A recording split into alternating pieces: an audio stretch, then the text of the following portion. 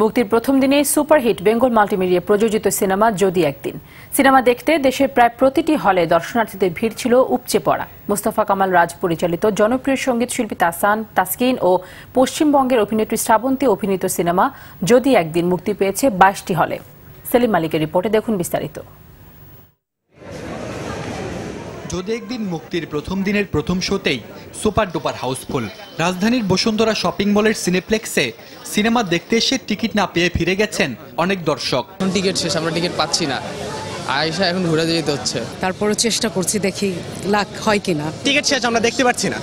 লক্ষ্মী সোনা আদর করে দিচ্ছি তোকে, লক্ষ চুমু মায়া ভরা তোরে মুখে। একাকী বাবা ও ছোট একটি মেয়ের ভালোবাসা ও পারিবারিক বন্ধনকে ভিত্তি করে নির্মিত মোস্তফা কামাল রাজের ছবি যদি একদিন। ছবিটি কেমন হলো? খুবই ভালো করেছে, ভালো কন্টেন্টের সিনেমা, ভালোভাবে এক্সিকিউট করেছে এবং ক্যামেরার পিছনে যারা কাজ করেছে তারাও খুবই ভালো কাজ করেছে। বন্ধুত্বের মুভি, আত্মত্যাগের সম্পর্কের মুভি এবং সবচেয়ে বড় রিলেশনশিপের মুভি। দেখতে গিয়ে প্রত্যেক সিনে আমার চোখটা ভিজে গেছিল, আমার ঝাপসা হয়ে যাচ্ছিল স্ক্রিনগুলি। সিনেমা দেখে আবেগ আপ্লুত নায়ক তাহসান, ছুঁয়ে গেছে দর্শক মনও। ভালো লাগাটা এত বেশি এই মুহূর্তে যে আসলে শব্দ দিয়ে প্রকাশ করতে পারবো না। যারা হলে ছিলেন তাদের রেসপন্স দেখে আমি আসলে মুগ্ধ। বাবা মেয়ের যে সম্পর্কটা আমি খুব মিস করি, আমার বাবা নেই, সো আজকে আমার আসলে প্রত্যেকটা মুহূর্তে আসলে আমি আমার বাবাকে মিস করছিলাম। পরিবার নিয়ে দেখার মতো ছবি এখন খুব বেশি হয় না, এই কথাটাকে ভুল প্রমাণ করার জন্য এই ছবিটি যথেষ্ট। যদি একদিন প্রদর্শনীর উদ্বোধন করেন তথ্যমন্ত্রী ডক্টর হাসান মাহমুদ। তার মতে সুস্থ ধারার বাংলা সিনেমায় আরেক মাইলফলক হবে চলচ্চিত্রটি।